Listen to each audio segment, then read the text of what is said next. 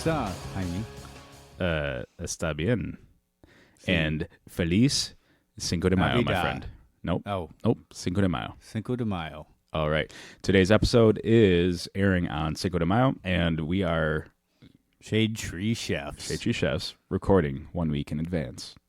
Not quite 1 week. I mean, earlier in the week. 5 days in advance. 5 days in advance. Anyways, today, very special episode for you. It's a regular episode, but we think it's special because we had smoked pork carnitas. Smoked pork carnitas. And with that, homemade tortillas, Sí. flour tortillas. See? We did Mexican-style rice See? and refried beans. See? Muy bien. Yes. Yes. All right. Very good. Cool. So, yeah, today we decided let's do a Cinco de Mayo episode, and here we are. We have a tacos episode, and I don't know, have we done a tacos episode? I don't think specifically? so. No. Well, here we are. We're going to do one of a tacos episode. Well, I So I'm mean, sure we can it's- do multiple. And I mean, we know we've done the pulled pork, but not this style. Right. So I mean, we're kind of we're also kind of just getting that ethnic out of too. We're going to scratch. We're going to scratch that itch. Yeah, we're scratching like a bunch of different itches. You know, the shoulder, the arm, the bottom of the foot, Pork shoulder, to be pork specific. shoulder. That's right. Yeah. Nice, dude. All right. Yeah. So I said to Matt, hey, dude, let's do pork carnitas for Cinco de Mayo. And he's like, yes. And you came over. Yes. And so I went to my local store and I picked up I believe it was about a 6-pound pork shoulder, of which I decided I'm going to season and marinate and grill and or smoke for today's episode. And you said, well, what should I do?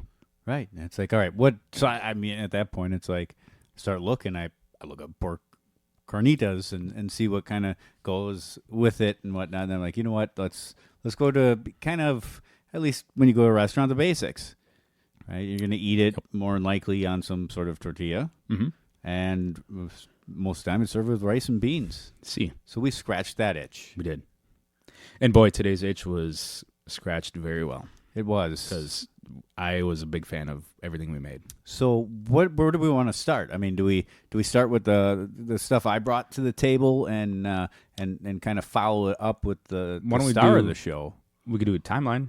timeline? We do timeline from, say, Like text till this moment. All right. Okay, let's start with, what are you drinking? What am I drinking? Well, once this was said, I went to the store to get stuff. I thought if we're doing this, we got to do it. So I picked up some Modelo. Modelo. Delicious and nutritious. I mean, it's And- not bad. No, it's beer. And I picked up a 6-pack of Three Floyd's Zombie Dust, which is always delicious. Right. He's like, hey, let's go do the whole Cinco de Mayo thing, except Except the beer. for the beer. Yeah, it's not Latin in any way, shape, or form, so I apologize.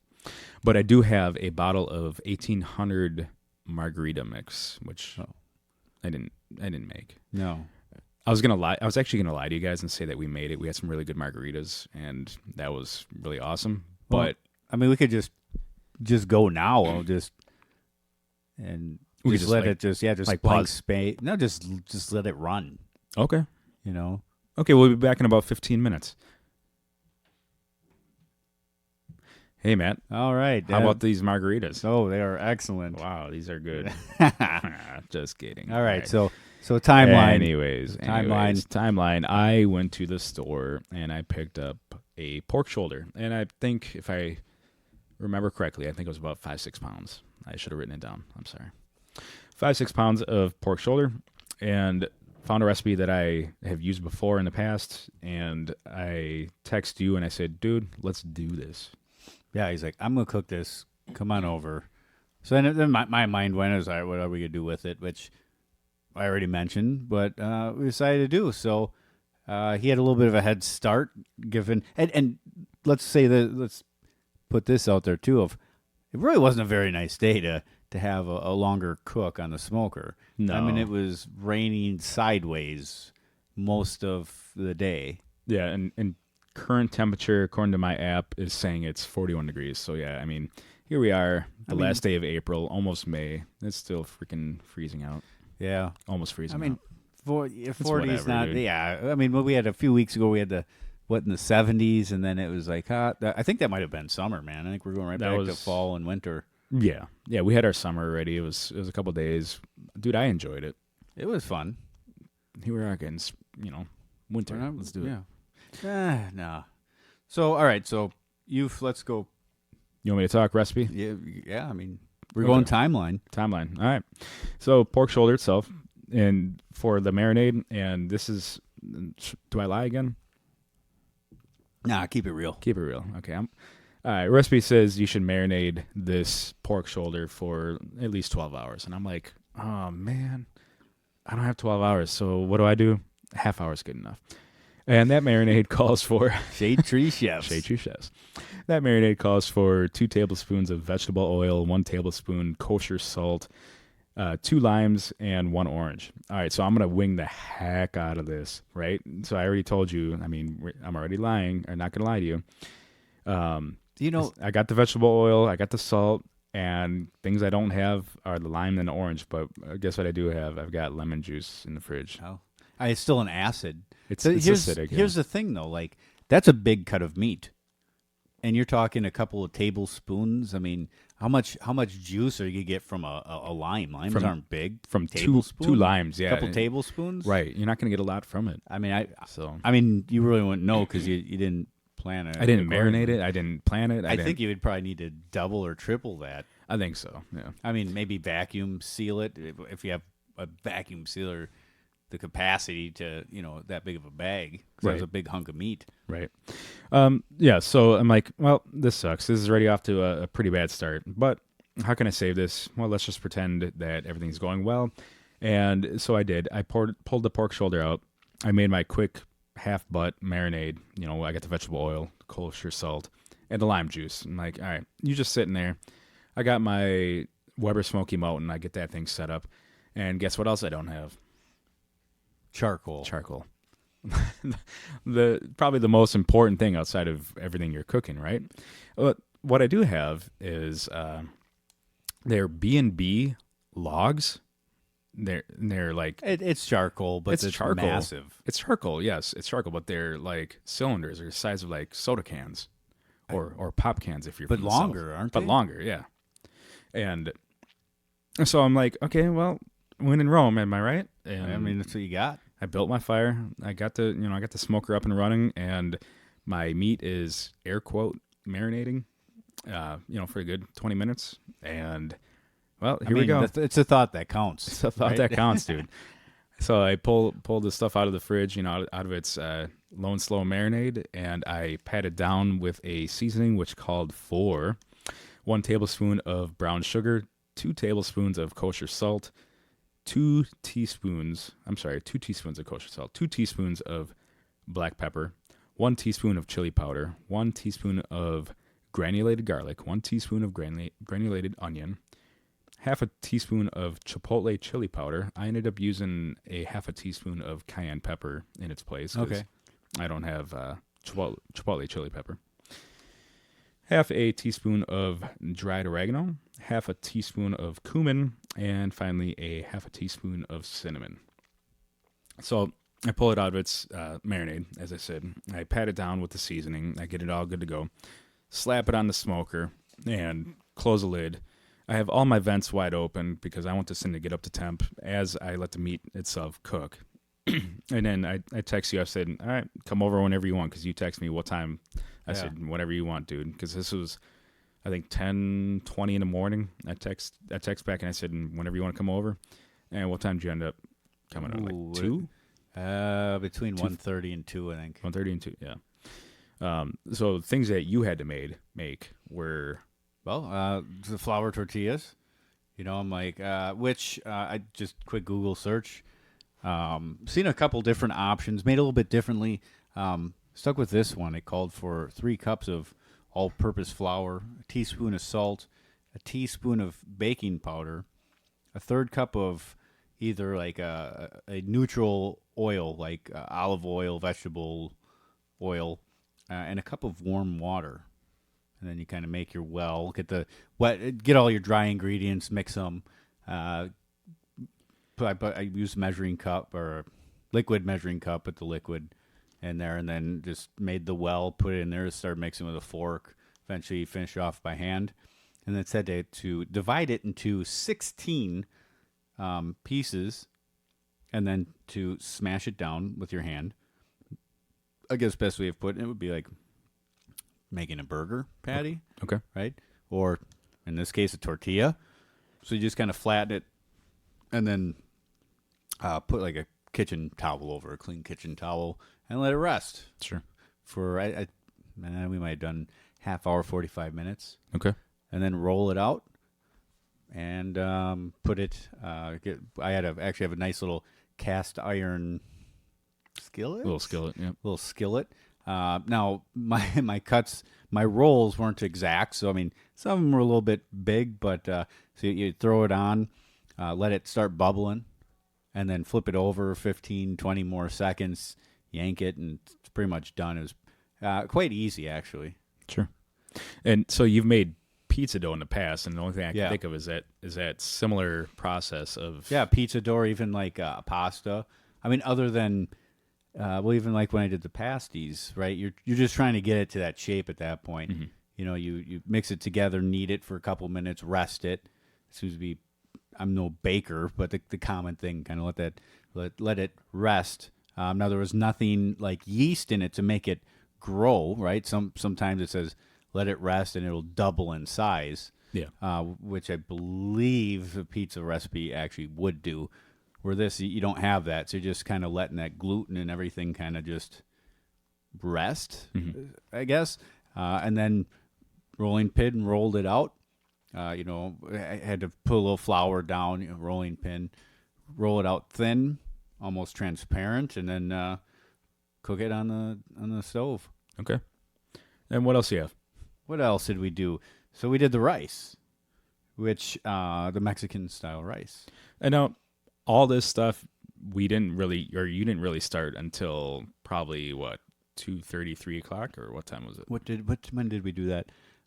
Yeah, I think it was like 3 or 3:30. Because at 3, I think it was 3:15, about 4.5, 5 hours into the cook for the pork shoulder, that recipe called for it to be pulled off and to put 2 bay leaves on it and a half a cup of vegetable oil on top of it, and then cover it and cook it at a higher temp of 350 degrees for 2 hours, I believe. Yeah, or until we got that temp between 195 and 205. Yeah, because it called for it to pull it off at 165, and coincidentally we checked it. It was 165 on the button, and 165 to then wrap it and put it in that higher temp. Yeah, to clarify.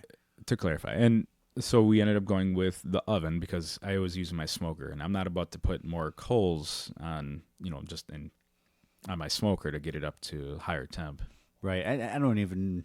I mean, that would take quite a while. It'd take a while, and I mean, would the design of it? You think it? You I don't think get it up get to there. 350? I don't think I could ever get the smoker itself. There's probably 2.5 feet, 3 feet between the heat and the actual grate. Right. I mean, heat's going to be it's not. It's not warm out, but I was more thinking your air intake. Right. Those aren't big. You don't have big. No, they're airflow. Three small intakes. Three small intakes. One exhaust. So. I think the highest I ever got the smoker up to was 300. Yeah. So definitely not made for a 350 for hot and fast like that. So we decided oven, nice and quick. We brought it inside and, put it inside and followed it that way and let it sit for the 2 hours they recommended. Which ended up being about, because we timed it. It was right where we wanted it. Yeah, 3:15, pulled it at 5:15. It was exactly 2:04, 2:05. And let it. And then the next important thing was let it rest. Let it rest. Yep. So, given the baking for the tortillas, it said how let rest. Most time it says, and I don't recall it. It's at a half hour, 45 minutes, and kind of try rolling it out. And if it kind of it's kind of bringing itself back, it doesn't want to stay rolled out, to let you know that you just need to let it rest more. So we're playing now. When we started, I was playing for that to make sure we're not up against the gun making these. That hey, no, everything's pulled and the tortillas aren't rolling out for us to cook. So the rest time was probably longer than what was needed, but they rolled out fine. Yeah. So no issues there. So we have the pork in the oven. I did the dough. That's resting. Next was the rice. The rice, yep. So that called for 3 tablespoons of vegetable oil, 1 cup of long grain rice uncooked, and with that they say, hey, get the oil in your pot, warm it up, and then put the uncooked rice in it and mix it until it's browned. And then at that point, add minced garlic, kosher salt. 1 teaspoon of minced garlic, half teaspoon of kosher salt, half teaspoon of cumin. Kind of stir that around, let the aromatics kind of come out. And then it called for a half cup of tomato sauce, 14 ounces of chicken broth. Which you had a perfect amount of, right? Well, the chicken broth, because most of the time you get it in the cartons, they're like 32 ounces. Like, I'm not gonna use this, but they actually have it in cans, and it was close. I've never seen that. Yeah, you just gotta look lower. Okay. That came in at 14.5 ounces. So poured it in, left just a little bit out. Honestly, I mean, when you think about rice, right? If you add too much liquid to it or not enough, you're gonna know. That's something that needs to be pretty dang close as far as ingredients. And then a half cup of tomato sauce. I bought a smaller, I think it was 8 ounces. So that was about, which 8 ounces is a cup, so half of that, and then you let it rise to a boil, reduce it to low simmer, cover it, and what did we set the timer for? It's at 20 to 25 minutes. 20 minutes, yeah. 20 minutes. Pop that cover open. Perfect. Mix it up. Yep. The last thing it called for was some fresh cilantro, finely chopped, but to wait till after it's cooked to put it on. Mm-hmm. So the rice was actually done early. We hadn't pulled it. We were still resting. So I waited for the cilantro. We just kind of kept the cover on and set it off to the side. And meanwhile, while I was doing all that stuff, getting the rice going, you were prepping the beans. The beans. Now, there again, this was a day of kind of thing. So I'm looking, and they're calling for 1 pound of dry pinto beans, which at that point you need to let soak at least overnight. Probably closer to 24 hours. Yeah. So I can't do that. Like your marinade. Like my missed marinade, your missed, yeah. You can do your half hour marinade. So and maybe you can't do your half hour. So you will definitely know that one. Yeah. So you'll notice very quickly that these recipes we're totally winging it, and they would be greatly improved had we actually prepped in advance and marinated and soaked and et cetera, et cetera. But hey, if you're like us and you're procrastinators and you're just like, hey, day of, let's do this. Yeah. Then no regrets on it. No regrets. Because, So the actually on this recipe I seen, like, hey, you could use canned beans, just reserve the liquid. So it actually called for 1 pound of dried pinto beans. I used 2 cans of canned pinto beans.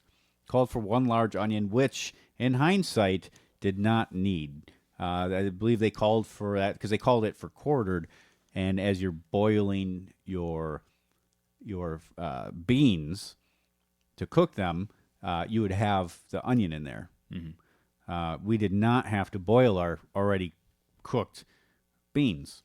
Right. Called for 2 tablespoons of lard or oil. I actually still had some beef tallow that's still good from when we did episode 1. When I did the Yorkshire pudding. Oh, from the season. Yeah, from the season. Can you describe beef tallow versus, say, lard or butter or? Yeah, so beef tallow would essentially be rendered fat from a cow. Okay. Lard would be from a pig. Okay. That's it. You have like shortening, which could be from like vegetables, like a vegetable shortening, which would be plant based. Okay, cool. Now I know. called for 3 cloves of garlic minced. I had a pretty big clove. I'm like, that's probably decent. I'm probably shortchanging this thing anyways. Right. So I did use some of the onion. So I threw the tallow into the pan, turned it on, let that melt. Melts like butter. Then I put the onion in because we did still use some onion. We want to kind of cook that through because really we're just heating up our canned beans and then smashing them. Right.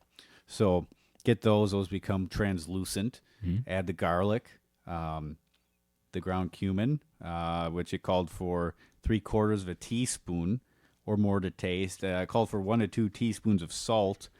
Honestly, I just grabbed your little automatic grinder. Oh, yeah. Just kind of held it. And lightsaber grinder. Your little lightsaber grinder. And a half teaspoon of oregano. Oregano. 1, 2, 3, 4 syllables. Yeah. Yeah. So just kind of we put that on, let it kind of cook it, soften the beans up, mashed it, called it done. Mm-hmm. So pretty easy. We just use a potato masher, start mashing it up. It did call to use to save some reserved bean water, which for us ended up being the liquid from the cans. Yeah. And really, at that point, you're adding just for you're really just going for consistency of you're moisturizing it, right, and thickness, right, or thinness, right. And that was pretty much it for that, right. All right, so we have our beef. Not beef. Pork. We got our pork and our rice and our beans, and now, all we need to do is finish off that pork. Your tortillas. Yep. And so for the pork itself, it asks you to take some of it and put it in a frying pan on medium-high heat and a little bit of oil. Some of that reserved juice from when we kind of put it in the Dutch oven for the last couple of hours. Yep. And then you have to you're basically crisping it up. Yeah. And so you're cooking that for maybe a couple minutes and just kind of getting like a nice little char on it and putting it out to the side. Yeah. So I guess so that was kind of the last thing. We got our core ingredients. And meanwhile, my wife, Lissa, she's like, I'll go get the rest of the stuff. So what else was missing? So we needed, she went to the store and she picked up and made some guacamole. She picked up the salsa, the hot sauce, and the cheese, which you bought cheese. I bought cheese, the cojito cheese. It just never made it from the store to the house. So if that bagger is listening to this, that was like $5 for that. He owes you cheese. You owe me cheese, punk. Life debt. But he did bag things pretty nicely. Did you tip the guy? No. Do you tip people who bag your groceries? I don't think so. But you don't remember? Like, you don't think so? I don't think so. I just hand him my wallet. I just give him a couple of bucks, and I give him a nice thank you. Right, pat in the back, like thanks. I don't know. Maybe that's mean of us, but I do not. I think no. Formally, no. I've never seen anybody do it either. Okay, well, send us an email and let us know. Do you tip your bagger? Yeah. Anyways, so we have all our core ingredients. We got our shells, which some of your shells turned out, some of them didn't, and you had enough to. Yeah. So with that, we those were kind of ready ahead of time. I was stacking them on top of each other and putting a little flour in between so they wouldn't stick, which was fine for the first little bit of them, but then it was actually too much weight and they just kind of became a glob. They kind of stuck to each other? Stuck to each other, yeah. I'm trying to separate them, and they're stretching more. So luckily... So what's the fix? Time or probably wax paper, maybe? Separate them? Or not stack. So wax paper probably would have helped too, yeah. Okay. Something in between it, or do it a little bit quicker. Like there's no real reason why I waited to the last minute, other than that they were nice and warm for us. Right, yeah. I won't lie, I bought a pack of tortillas in case this did not work. And it's like, then we got everything. It's like, yeah, really been nice. Those corn, the tortillas we made, Right. we're trying to make didn't turn out. Yeah, I mean, we didn't end up using them. I don't think. Maybe one or two. Oh yeah, the store-bought ones. The store-bought ones. Yeah, we used all the ones that you made, which some were shaped like underwear, some were shaped like hearts. Yeah, the tortilla press would make it a little bit Yeah. nicer. But like I said, some of them, as I'm lifting it, I'm peeling it. Even though I did add some flour to try keeping them from sticking. But So there's some lessons improvements there. Yeah. I mean, it's your first time, our first time of doing any of this stuff, so it's forgive us. But yeah, so we have all our ingredients. Everything comes together nicely. Everything looks delicious. Everything finally taste test. I mean, what do you think, Matt? Say the pork, each ingredient. the Pork. Pork. All right, we'll start with the star. The pork was really tender, right? I mean, you were going to pull it, and it was falling apart. Yeah, and I got lucky. I mean, it was cold out, and it was sideways raining, but I was able to kind of like put it underneath the garage a little bit. Yeah, So awning. the awning of the garage, and so I didn't really have a lot of downwards rain inside the smoker. Yeah, I don't even think. I mean, don't it think any didn't of it look got like it was even getting hit with the rain. So I mean, the temperature stuck at 250 to 280 the whole time, and so I got lucky there for the whole 5 hours. Good smoke flavor in it. One thing, the one knock I would have on it is, and I realize that the rub, right? You deal with a big piece of pork shoulder, you put your rub on it. Only really that outside, maybe it gets in just a little bit. Yeah. I thought it was completely lost. Yeah. No, I'll agree with you there. I mean, I rubbed it per the recipe. I mean, I rubbed Yeah. it down, top, bottom, left, right, all over the place. And maybe it's just I didn't let it sit, or maybe it was the marinade. Maybe I should have marinated. Yeah, for the marinade whole might 12 have helped. hours. The other thought with this is, in hindsight, of really seeing the whole recipe where they have it in a pan, cover it, and then cook it at that higher heat, would be to just have it in a pan, right? So as you just kind of had it, naked, sitting on the grate, and everything's running off and just falling down into your water pan. I think next time, instead of using my smoker, I should have just used my 26-inch grill and cooked it indirectly for the full time. That way I could bring that heat back up a little bit easier than I would have with, say, the smoker. Yeah. I had more coals, pre-lit coals. And did you need to do such a drastic heat temp difference, right? We're talking 100 degrees, right? 250 to 350. I mean, this is that argument we've had. You can do it 320. You could have done 325 all the way throughout and just doing that wrap once it hit that 165.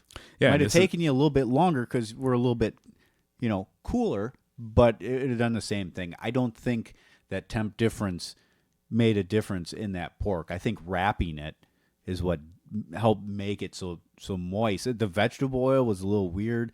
Bay leaves, I don't know if that really added much because they told you to put it on top. Probably should just let that go down and linger in the bottom. Yeah, right. And flavor the juices we ended up kind of browning it in. Right. But yeah, I mean, all in all, it was good. But yeah, there's a couple changes I'd make for it. Yeah.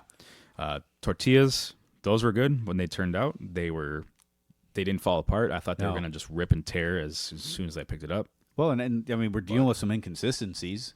Like I said, when I'm lifting them up, some of our stretching, how is that going to turn out? Because, we stuffed these things. Right. I mean, we loaded these things up. They were fully loaded tacos. They're real pliable. Right.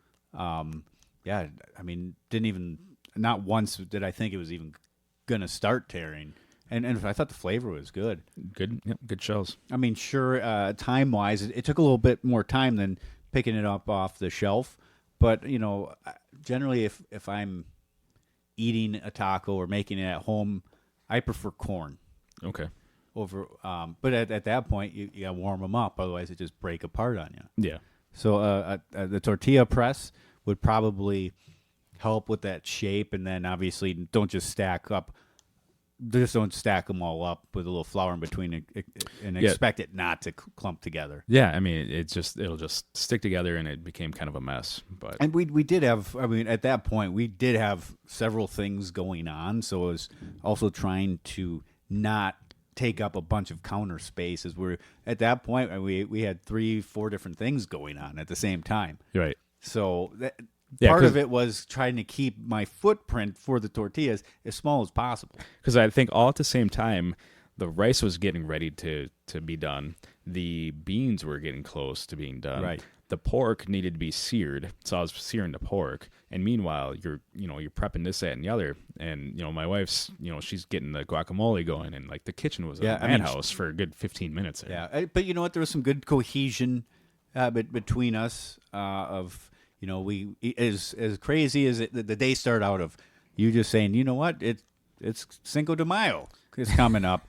Let's do pork carnitas. To be sitting down, looking on my phone. Well, what else can I do? For that, as lack of planning that we really had, we figured out what needed to be done. Our timing was good. Yes, I mean the rice, the beans, it was done early, but with the lid on, it was still real warm. Right. I mean, the steam was still coming out because it's moist. We're talking, 10, 15 minutes maybe.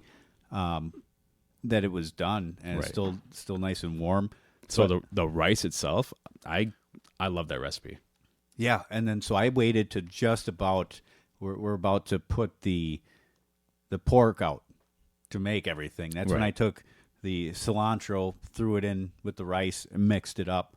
I thought that rice was good.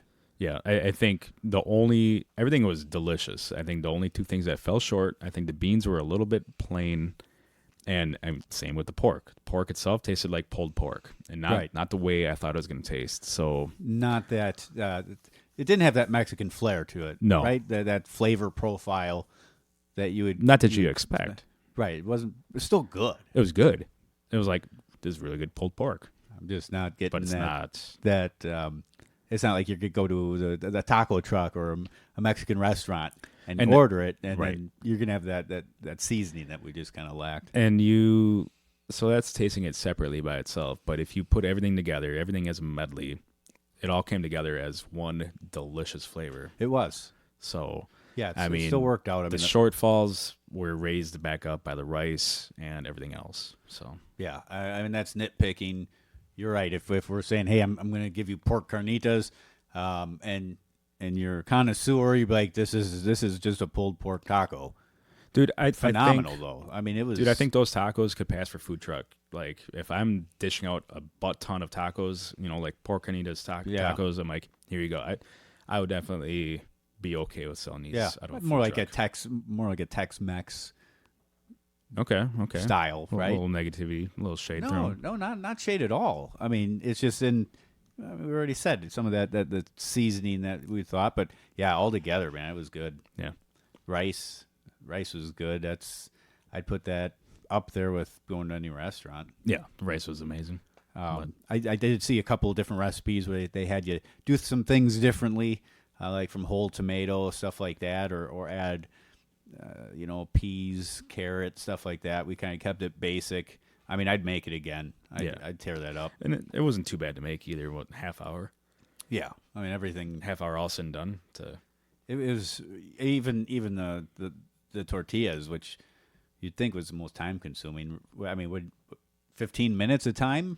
Right. Maybe. And in between the time the pork was sitting on the smoker and the time we had to start getting going on everything else, we were trying to play a game of Catan. We didn't quite finish that, but no, we didn't. So, anyways, we should probably go back to our game, maybe. Right? Maybe open up that margaritas. The bottle of 1800 margaritas. Okay. All right. Well, it's been fun talking to y'all, but we have some drinking to do, and you know what? I might be ready for round 2 with some of them leftovers. Yeah, muchas gracias, Matt. I think this is an amazing.